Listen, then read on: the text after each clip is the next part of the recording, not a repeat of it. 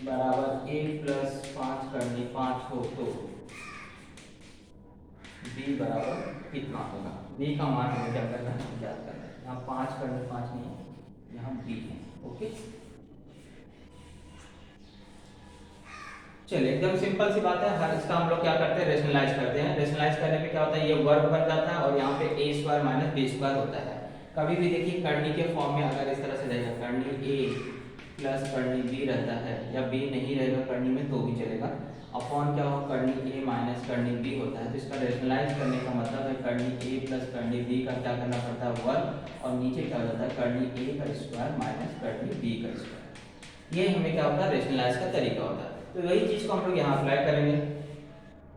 Apply करेंगे यानी कि मुझे इसका क्या करना है, होल स्क्वायर निकालना है। होल स्क्वायर निकालने का मतलब है कि ये आपको क्या हो जाएगा, इसका वर्ग यानी 3 का वर्ग 9, 9 बचे कितना हो गया 45, 5 का वर्ग 25 धन, अब इन दोनों का गुणा, तो 2 तिहाई 6, 6 पंचे 30 करनी 5, ये ऊपर हो गया। बटे में क्या आएगा, इसका वर्ग माइनस इसका वर्ग, इसका वर्ग हमने देखा 45 होता है और इसका 25। अब इसको हल करिए तो आ गया आपको 70 धन 30 करनी 5, बटे में आपको ये हो गया 20, है ना। अब हम लोग क्या करेंगे, यहाँ पे इसको 20 से डिवाइड कर लेते हैं। 20 से डिवाइड करने पे क्या हो गया, 70 बटे 20 धन 30 करनी 5 बटे में 20, 0 0 कट गया, ये 0 0 कट गया, तो यानी a का वैल्यू हमारा हो गया 7 बटे 2 और b का वैल्यू देखिए यहाँ मिला लीजिए तो 3 बटे 2। तो हमारा b का वैल्यू पूछा था 3 बटे 2 आ जाएगा। ओके, चलिए आगे बढ़ते हैं।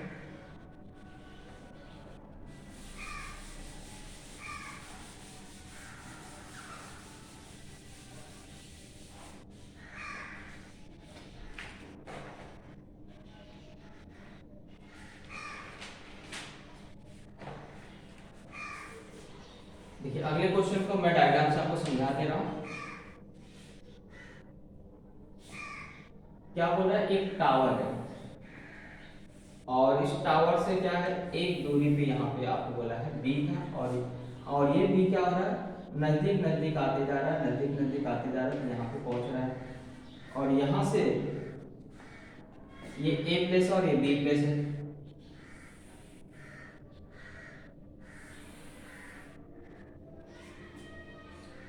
और ये बोल रहा है कि बी से ए प्लेस के बीच की दूरी 120 मीटर है और यहाँ वैल्यू का मान दिया गया है। tan a का वैल्यू आपको दिया गया है करनी 3 और tan b का वैल्यू आपको दिया गया है 1/√3। तो हमें क्या करना है, टावर की ऊंचाई ज्ञात करना है। क्या ज्ञात करना है, टावर की ऊंचाई।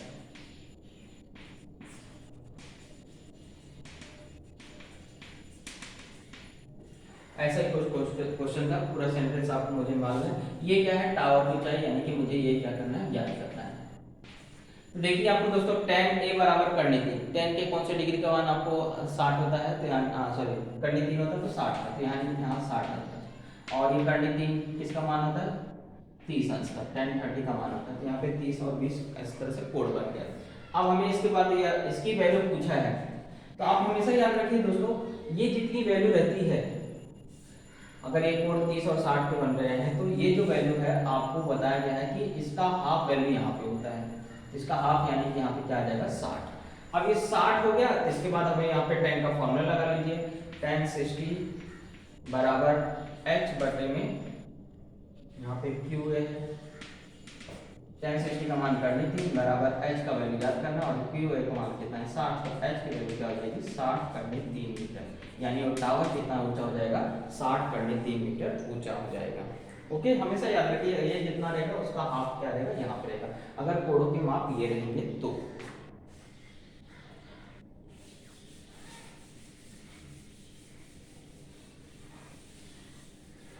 चलिए आगे बढ़ते हैं।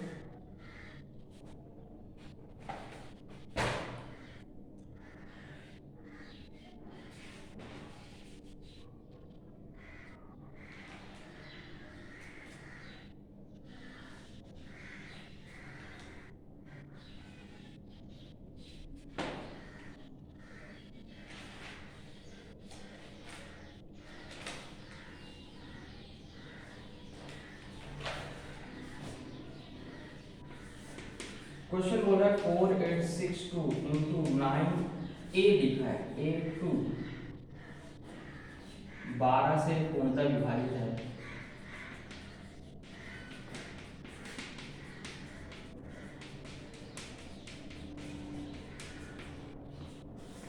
तो ए का मान हमें क्या करना है, ज्ञात करना है। तो 12 से विभाजित संख्या क्या होगी, 4 से विभाजित होगी। 12 से विभाजित संख्या क्या होनी चाहिए, 4 और 3 से क्या होनी चाहिए, विभाजित होनी चाहिए। और 4 से विभाजित मतलब होता है आखिरी दो नंबर क्या होना चाहिए, 4 से विभाजित होना चाहिए। तो हम लोग देखिए यहाँ पे ये देखिए 4 8 12 12 6 18 18 2 20 4 8 12 12 6 18 2 20 20 ये आपको 3 से विभाजित नहीं हो रहा, यानी कि यहाँ जो नंबर आना चाहिए वो 3 से विभाजित होना चाहिए। तो 3 से विभाजित मतलब होता है कि अंकों का योगफल क्या होना चाहिए, 3 की गुणज होना चाहिए। तो 9 2 11 इसमें क्या जोड़ दूं तो 12 हो जाएगा। आपको 3 के पहाड़े में आ जाए तो 11 हो रहा है, तो यानी कि 1 करेंगे तो क्या हो जाएगा 12, जो कि क्या है 3 से विभाजित है। और यहाँ 1 रखने से क्या हो रहा है 12, ये जो नंबर है वो क्या है 4 से भी विभाजित हो जाएगा, यानी कि आपको यह आसानी से क्या हो जाएगा 12 से डिविजिबल हो जाएगा, यानी कि a का मान कितना होगा यहाँ पर 1 होगा। ओके, और भी हो सकता है लेकिन न्यूनतम मान क्या होगा 1 होगा। ओके, इस तरह से हम लोग इसको बता सकते हैं।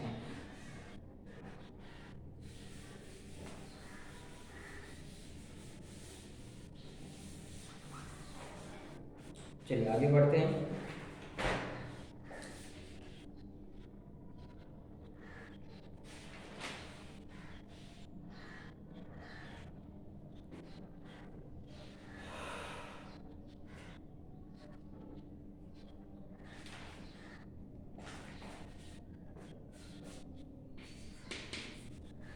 क्वेश्चन बोला है एक रोड रोलर की त्रिज्या 80 सेंटीमीटर है।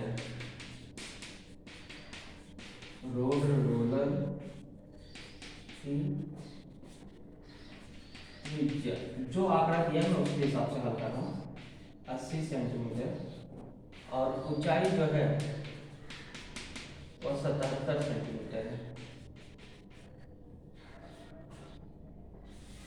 यदि उसे 96.8 वर्ग मीटर क्षेत्रफल को समतल करना है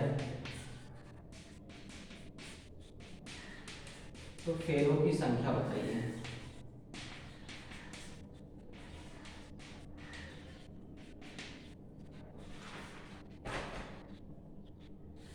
तो दोस्तों अगर आप देखें तो रोड रोलर जो होता है वो क्या होता है, बेलनाकार होता है। इस तरह से हमारा रोड रोलर होता है, और जमीन पे जो भाग पड़ता है ये वाला भाग पड़ता है। ये वाला भाग यानी कि आपको समतल जो समतल करने के लिए यूज किया जा रहा है, ये वक्र भाग पड़ता है। कौन सा पृष्ठफल होता है, वक्र, यानी कि हमें इस वक्र के पृष्ठफल यानी कि बेलन का हमें क्या करना, वक्र पृष्ठफल निकालना है। और एक बार में जितना आएगा, यानी कि एक वक्र पृष्ठफल जो इसका वक्र पृष्ठफल आएगा वो क्या होगा, एक फेरे में इतना वो क्या करेगा, समतल करेगा। तो जितना भी क्षेत्रफल रहेगा उसको क्या करेंगे, इसके क्षेत्रफल से भाग दे देंगे, तो हमारा क्या हो जाएगा, फेरों की संख्या ज्ञात हो जाएगी। तो इसके लिए यहाँ पे मीटर देखिए मीटर में है और ये सेंटीमीटर में, तो इसको अगर मैं मीटर में बदलता हूँ मतलब 100 से डिवाइड कर देता हूँ, 100 से डिवाइड करूँगा तो यानी 0.8 हो गया, इसको 100 से डिवाइड करूँगा यानी कि आपको 0.77 हो गया। तो ये हमारा क्या हो गया, मीटर में बदल गया। अब हमें क्या करना है, इसका वक्र पृष्ठफल निकाल लेना है। तो सूत्र क्या है, फेरों की संख्या बराबर जितना भी आपको क्षेत्रफल है, जो भी क्षेत्रफल समतल करना है, समतल भूभाग करना है, उसके क्षेत्रफल में आपको क्या करना है, बेलन के वक्र पृष्ठफल से भाग दे देना है।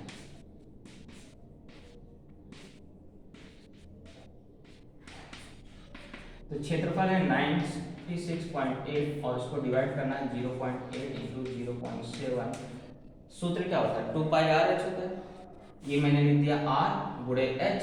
अब आपको यहाँ पे 2 पाई लिखना है, यानी 2 गुणे पाई यानी कि 22/7। ये हमारा क्या हो गया मान। अब इसको हम लोग क्या करेंगे, सॉल्व करेंगे। इसको मैंने 7 से डिवाइड किया तो यह जाएगा 0.11।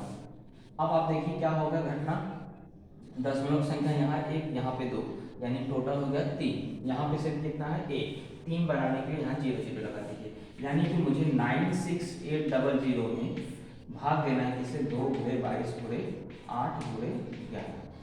चलिए भाग देते हैं।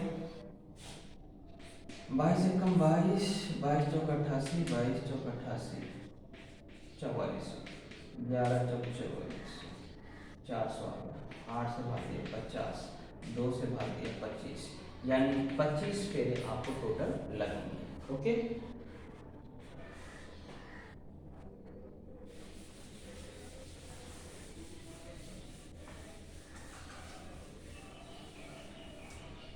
चलिए आगे बढ़ते हैं।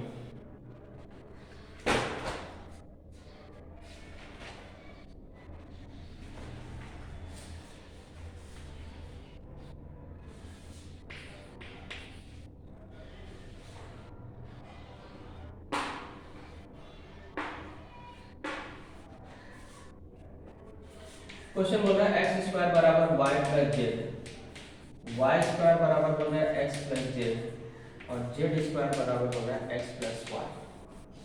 तो 1 upon x plus 1 plus 1 upon y plus 1 plus 1 upon z plus 1 की वैल्यू क्या होगी। इसमें थोड़ा सा आपको दिमाग लगाना है, क्योंकि ये ऐसे मान रख के हल करेंगे, सीधे गुणा करके हल करेंगे, बहुत टाइम लग जाएगा। तो इसको सरल तरीके से कैसे करिए, देखिए आपको बोला है एक्स स्क्वायर बराबर वाई प्लस जेड, है ना। तो अगर मैं दोनों तरफ x को ऐड करता हूँ तो एक्स स्क्वायर प्लस एक्स बराबर क्या होगा, y plus z plus x ना। तो यहाँ x को कॉमन लिया यानी कि x प्लस 1 की वैल्यू। अब ये मुझे 1 अपॉन इसकी वैल्यू निकालना थी, यानी कि इसको मैं यहाँ ले जाऊंगा तो x बटे में क्या हो जाएगा, y plus z plus x बराबर यहाँ x plus 1 upon x plus 1। ये मेरा क्या हो गया, 1 अपॉन एक्स प्लस 1 का मान है। सेम यही आपको क्या करना है, बाकी का मान करो, y अपॉन क्या हो जाएगा x plus 1 plus Z equal to क्या हो जाएगा 1 अपॉन y प्लस 1 की वैल्यू आ गई, और z upon x plus y plus Z बराबर हो जाएगा y अपॉन जेड प्लस 1।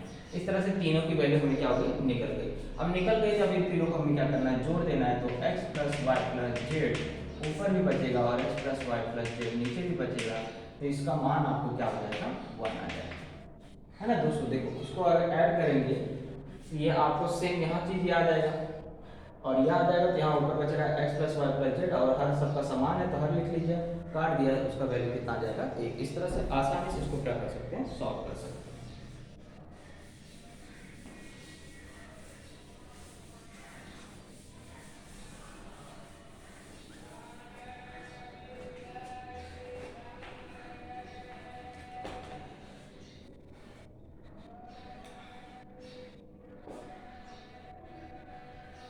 चलिए अगला क्वेश्चन है, बोला एक समचतुर्भुज है,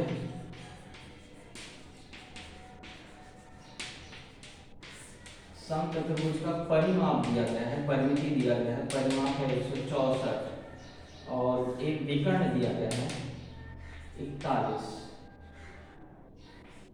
तो समचतुर्भुज का क्षेत्रफल ज्ञात करना है, एरिया फाइंड आउट करना है। ये सवाल कई दिनों से पूछा जा रहा है, एकदम बच्चों को एकदम यह हलवा लगना चाहिए। हलवा कैसे लगना चाहिए मैं आपको एकदम एक्सप्लेन कर दे रहा हूँ। आप जानते हैं कि उसके विकर्ण एक दूसरे को क्या करते हैं, लंब से विभाजित करते हैं। यहाँ पे परिमाप दिया, परिमाप मतलब क्या होता है, 4 गुणे भुजा, भुजा का मान कितना दिया है, 4 गुणे भुजा का मान कितना है 164। तो मेरा भुजा का मान कितना हो जाएगा, 41 हो जाएगा, है ना। ए का मान यानी कि आपको 41 आ गया, भुजा का मान कितना हो गया 41। अब इसके बाद एक विकर्ण अगर आपको बोला है कितना है 41, एक विकर्ण कितना है आपको 41 है, सॉरी भुजा, एक विकर्ण 80 है, विकर्ण यहाँ पे एक विकर्ण का मान दिया है 80 दिया है। तो आप जानते हैं कि एक दूसरे को ये क्या करते हैं, लंब से विभाजित करते हैं, लंब से विभाजित करते हैं, यानी कि यहाँ पे कोण 90 अंश का बनता है। और अगर ये पूरा विकर्ण आपको मैं बोल दूं 80 है तो यहाँ का मान कितना हो गया 40, सिंपल सी बात है, आधा उसका हो गया 40। अब मैं अगर पाइथागोरस ट्रिपलेट की बात करता हूँ तो ये 41 है, ये 40 है, तो ये क्या होता है आपको 9 होता है, ये क्या होता है 9। आप लगा लीजिए 41 का वर्ग 1681 होता है, उसमें से 40 का वर्ग यानी 1600 घटा दीजिए तो बचेगा 81, 81 किसका वर्ग है 9 का, यानी कि आपको ये भाग का वैल्यू कितना आ गया 9। तो पूरा विकर्ण कितना हो जाएगा 18 हो जाएगा। यानी कि हमारा D2 का मान कितना हो जाएगा, 18 आ जाएगा। मेरे ख्याल से आपको समझ में आ रहा होगा कि कैसे 18 आया। यहाँ देखिए, अगर मैं बोलूँ ये ABCD है, ये सब आपको माइंड में कैलकुलेट करने की चीज़ है। पहले परिमिति दिया था, परिमिति से भुजा निकाला तो कितना आ गया, 41। पूरा विकर्ण आपको 80 है तो 80 का आधा क्या होगा, 40। अब मैं पाइथागोरस प्रमेय लगाता हूँ, यानी 1681 में से 1600 घटा देता हूँ तो 81 आता है। 81 का वर्गमूल क्या होता है, 9, यानी कि आपको ये 9 आ गया। और तो पूरा विकर्ण क्या हो जाएगा, 9 दूनी 18, टोटल कितना हो जाएगा, 18 हो जाएगा। ओके, अब सूत्र क्या था, half into D1 into D2, यानी कि हाफ इंटू 18 इंटू 80,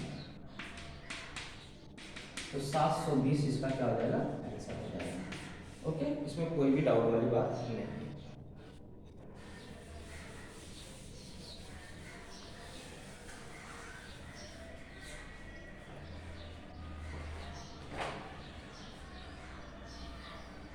चलिए अगला प्रश्न देखते हैं।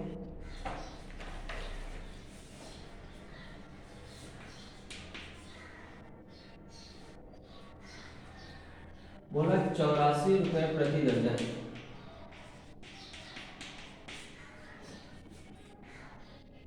बेचने पर 12% का लाभ होता है।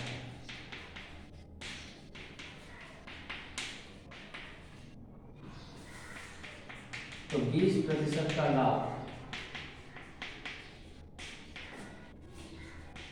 प्राप्त करने के लिए एक आम को कितने में बेचना चाहिए।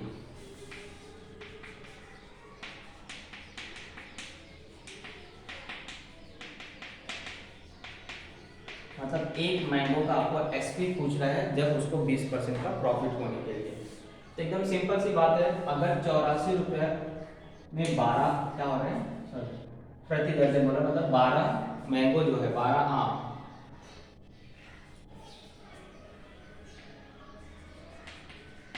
आम की बात करें तो इसका मतलब है कि अगर 84 रुपये में 12 आम रहे तो एक आम का क्या हो गया, एक आम कितने बेच रहा है, यानी 84/12 आ जाएगा, है ना।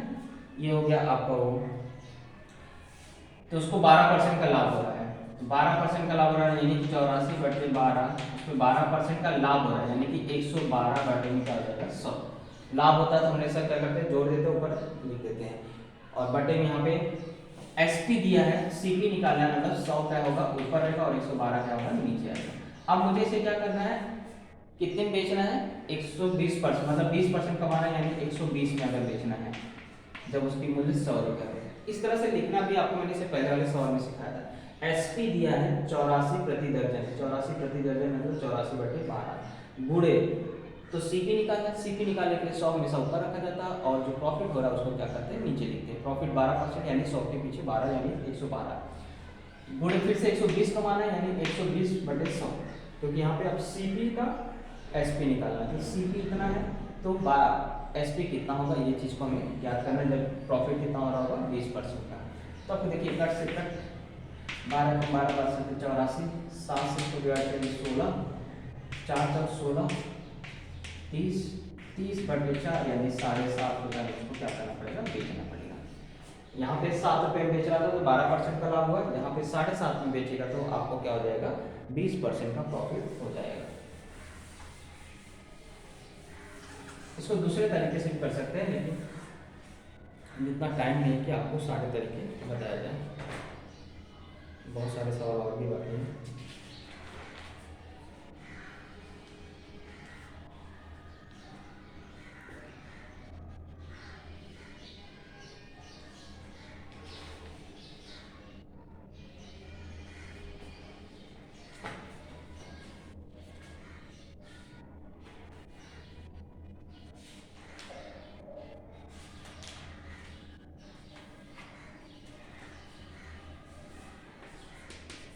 चलिए क्वेश्चन बोल रहा है कि एक पाइप है, या नल बोल दीजिए,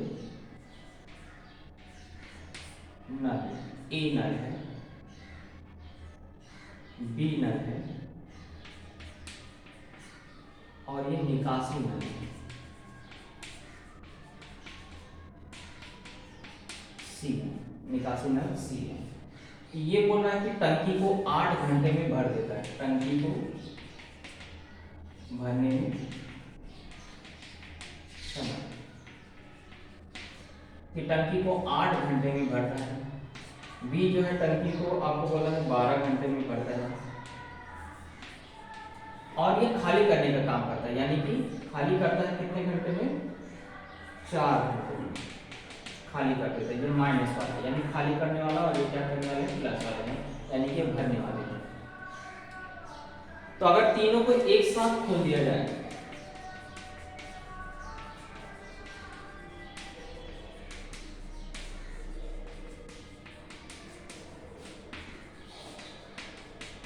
भरने या खाली होने में कितना समय लगेगा,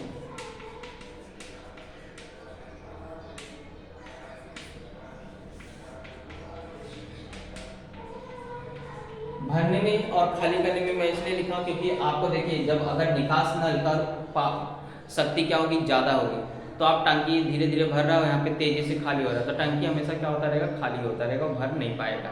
क्योंकि निकास नल की क्षमता अगर ज़्यादा है, यानी पानी निकालने की क्षमता ज़्यादा है, और भरने की क्षमता अगर कम होती है, तो हमेशा क्या होता है, आपको टंकी खाली होगा, पूरा भर कभी नहीं पाएगा। ओके, तो हमें वही यहाँ देखना है कि क्या क्षमता किसकी ज़्यादा है। तो अगर मैं 8, 12 और 4 इनका अगर मैं लसा भी लेता हूँ, 8, 12, 4 तो 24 होता है। कितना होता है, 24। मैं ये मान सकता हूँ कि मान लीजिए 24 घंटे में क्या हो जाता है, आपको फुल टंकी 24 लीटर, मान लीजिए 24 लीटर भरा जा रहा है। तो अगर 8 घंटा में वो 24 लीटर भरता है, यानी कि 1 घंटे में कितना भर रहा है, 3 घंटा प्लस 3 होता है, क्योंकि भरने का काम कर रहा है, 3 लीटर भर रहा है 1 घंटे में। बी नल जो है 12 घंटा लगाता है, यानी कि आपको 2 घंटे में 2 लीटर 1 घंटे में भरता है, यानी कि 1 घंटे में दोनों मिलकर के कितना भर रहे हैं, 5 लीटर। कितना भर रहे हैं, 5 लीटर भर रहे हैं। और सी 4 घंटे में क्या करता है, 24 लीटर खाली कर देता है, यानी 1 घंटे में कितना लीटर खाली कर रहा है, 6 लीटर।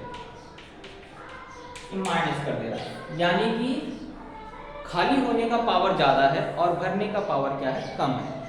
5 लीटर तो भरा जा रहा है 1 घंटे में, लेकिन 6 लीटर खाली हो जा रहा है, यानी टंकी खाली हो जा रही है, यानी कि खाली करने का पावर क्या है, ज्यादा है। यानी कि यहाँ पे टंकी भरेगी नहीं, यहाँ पे क्या होगी, खाली होगी। और खाली होने में आपको इसका मतलब है कि अगर यहाँ पे 1 लीटर 1 घंटे में खाली कर लिया जा रहा है, क्योंकि 5 लीटर अगर भरा जा रहा है तो 6 लीटर खाली किया जा रहा है, 1 लीटर क्या हो जा रहा है, खाली हो जा रहा है, यानी 1 से इसको डिवाइड कर दीजिए, यानी 24 घंटे में क्या होगा, टंकी खाली हो जाएगी। ये हमारा क्या हो जाएगा, आंसर हो जाएगा। और 24 घंटे में भरेगा नहीं, क्या होगा, खाली होगा। चलिए आगे बढ़ते हैं।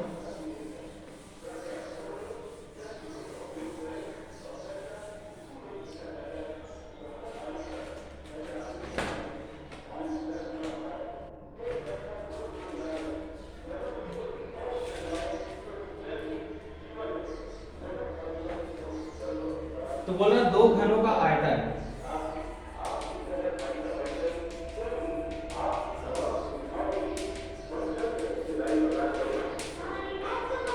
343,512 है,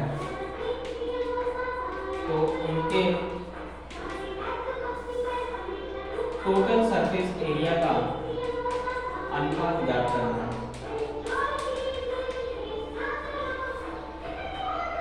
तो घन बोला है, घन यानी क्यूब, घन मतलब क्या, क्यूब। क्यूब का घनफल का सूत्र क्या होता है, ये आपको अच्छी तरह से मालूम है, इसका वैल्यू दिया गया है 343,512। तो मैं बोलूंगा L1 बटे L2 कितना जाएगा, यानी घनमूल निकालेंगे, 7 का घन या 8 का।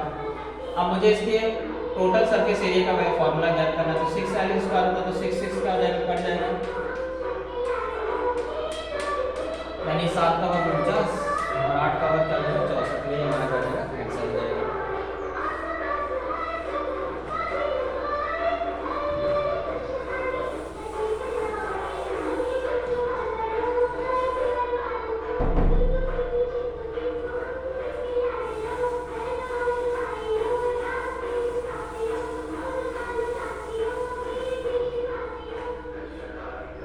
चलिए आगे देखते हैं।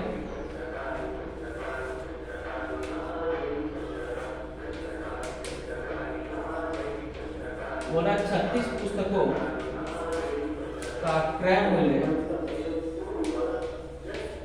30 पुस्तकों के विक्रय मूल्य के बराबर हो तो प्रतिशत लाभ प्रॉफिट ज्ञात करना।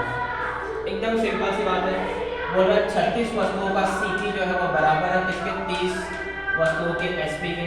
6 छंग 36 6 पंचे 30 यानी सीपी और एसपी का अगर रेशियो देखा जाए तो हो गया आपको 5/6 यानी कि 1 का फायदा हो रहा है। इसके पीछे 5 के गुणे 100 कर दीजिए यानी 20% का क्या हो रहा है प्रॉफिट हो रहा है। ये हो गया हमारा आंसर का टॉपिक।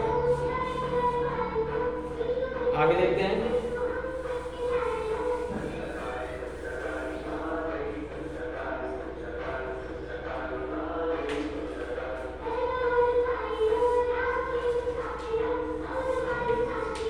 बोला 1/2 प्लस 1/6 प्लस 1/12 प्लस 1/20 प्लस 1/, ऐसे प्लस प्लस करते हैं आप यहाँ पे 1/90 का वैल्यू कितना होगा ये पूछ रहा है। सिंपल सी बात है। आप दोस्तों को क्या कर लिख सकते हैं 1/1 गुणे 2 इसको लिख सकते हैं 1 2 गुणे 3 प्लस इसको लिख सकते हैं 3 गुणे 4 प्लस इसको लिख सकते हैं 1/4 गुणे 5 प्लस डैश प्लस 1/9 गुणे 10। तो आप देख रहे हैं कि इनके बीच का अंतर फॉर्मूला क्या है 1/, अंतर फिर 1/, छोटी संख्या यानी कि यहाँ पे 1/, पहली संख्या माइनस अंतिम संख्या, ये हमारा फॉर्मूला होता है। तो 1/, अंतर 1 है यानी ये हट जाएगा 1/1 हो जाएगा। पहली संख्या 1/1 है माइनस 1/10 है यानी कि ये गुणा कर दीजिए जो हो जाएगा 10 माइनस 1/10 यानी कि 9/10 आपका क्या हो जाएगा आंसर हो जाएगा। ये फॉर्मूला अप्लाई करके आप इसको आसानी से ज्ञात कर सकते हैं।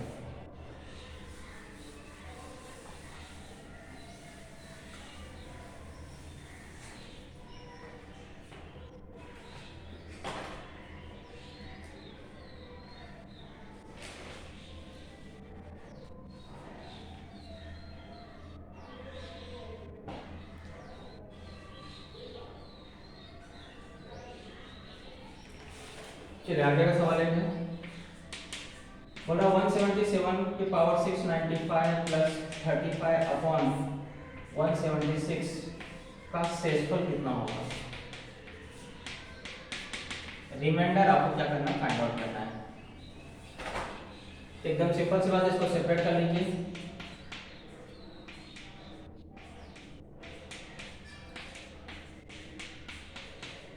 यहाँ देख रहे हैं एक बार जाएगा शेषफल कितना बच रहा है 1 और 1 के ऊपर पावर कितना भी रहने दीजिए इसको वैल्यू कितना आएगा 1। तो शेषफल यहाँ पे इसको डिवाइड करने पे 1 बचता है, इसको 35 बचेगा। यहाँ पे वही नंबर है तो ये हो गया टोटल 36 यानी टोटल शेषफल कितना बचेगा 36।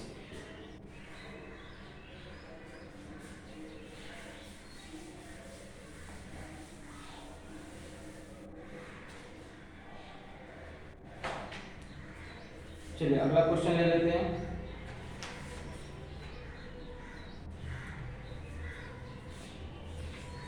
बोल रहा है a माइनस 16 का वर्ग प्लस b प्लस 6 का वर्ग प्लस c माइनस 2 का होल स्क्वायर बराबर 0। तो a plus b plus c बटे 2 का वैल्यू कितना होगा। तो दोस्तों आप जानते हैं किसी भी संख्या का वर्ग करो तो प्लस में आता है, चाहे वो माइनस में हो चाहे प्लस में, यानी कि ये प्लस की संख्या है ये भी प्लस में आएगा ये भी प्लस में आएगा। और कोई भी 3 या 2 प्लस वाली संख्याओं को जोड़ने पे कभी भी शेषफल 0 नहीं आ सकता है। इसका मतलब है कि यहाँ पे कोई नंबर नहीं है, ये सब नंबर क्या होने चाहिए 0 होने चाहिए।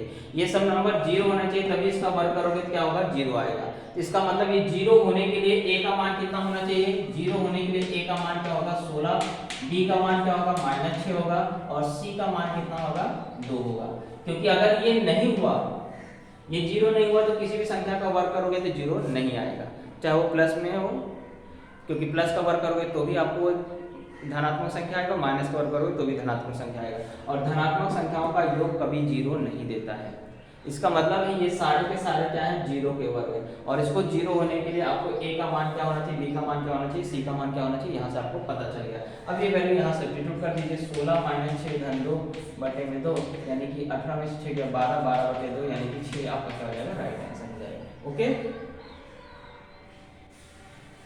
चलिए आगे बढ़ते हैं।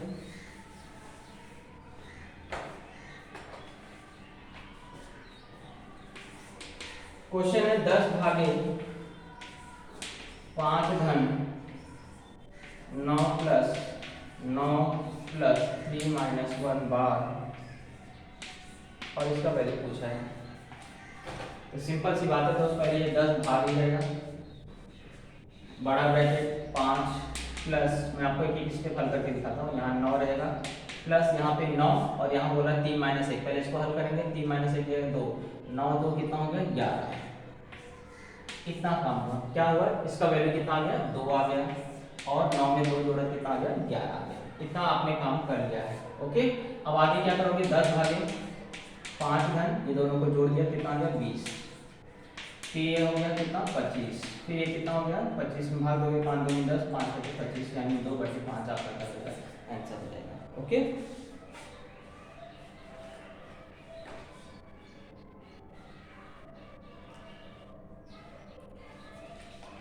तो इतनी संख्या है। आप मेरे पास सवाल थे इस तरह से। आज का एनालिसिस यानी 28 जनवरी का एनालिसिस आज हमने क्या किया, कंप्लीट किया। उसमें काफ़ी समय मैंने आपको सॉल्व कराए हैं और इसी तरह से आप क्वेश्चन देखते रहिए, मैं आपको एनालिसिस पहुंचाते रहूँ, जिससे बाकी जिसका एग्जाम्स बाकी उसका एग्जाम्स अच्छे जा सके।